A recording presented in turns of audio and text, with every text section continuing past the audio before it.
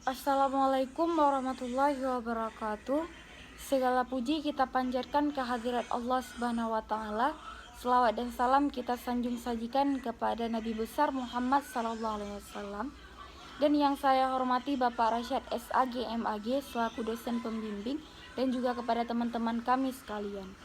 Pada kesempatan kali ini, izinkan kami kelompok 3 ingin menjelaskan isi dari makalah kami dengan judul Munasabah Al-Quran.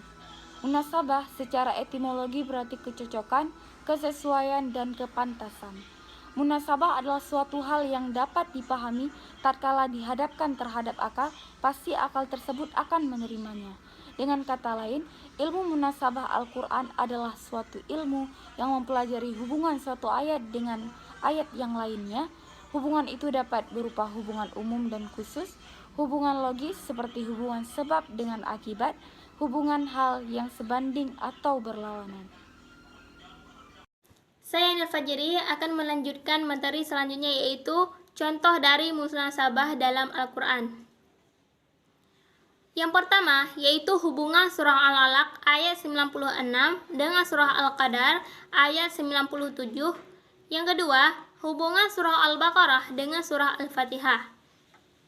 Yang ketiga, keserasian surah Al-Kautsar ayat 108 dengan surah Al-Ma'un ayat 107. Nah, bagaimana mengetahui contoh-contoh di atas bahwa hal tersebut munasabah? Seperti yang kita ketahui bahwa sejarah munculnya materi munasabah atau kajian tersebut lahirnya setelah wafatnya Rasulullah. Hal ini muncul melainkan berlalu sekitar 3 atau 4 abad setelah wafatnya Rasulullah SAW, masa beliau. Hal ini berarti bahwa kajian tersebut bersifat taufikin atau hasil pemikiran para ulama atau para ahli Al-Quran. Hal ini bisa saja kemungkinan benar dan kemungkinan salah, sama halnya dengan hasil pemikiran-pemikiran manusia pada umumnya yang bersifat relatif.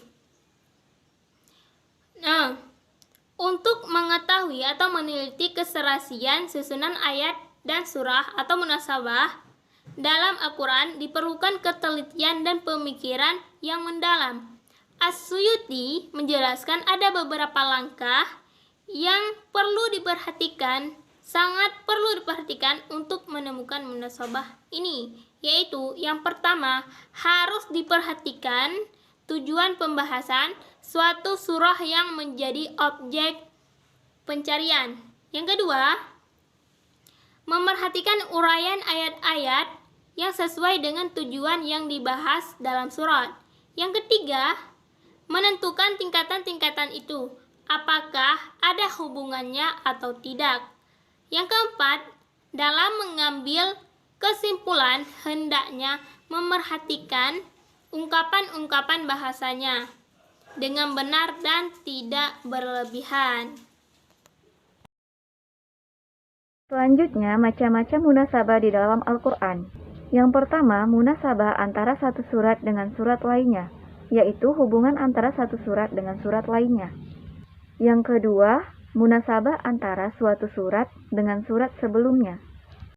Untuk mencari munasabah di dalam suatu surat dengan surat sebelumnya, yaitu dengan menyimpulkan bahwa suatu surat berfungsi untuk menyempurnakan ungkapan pada surat sebelumnya.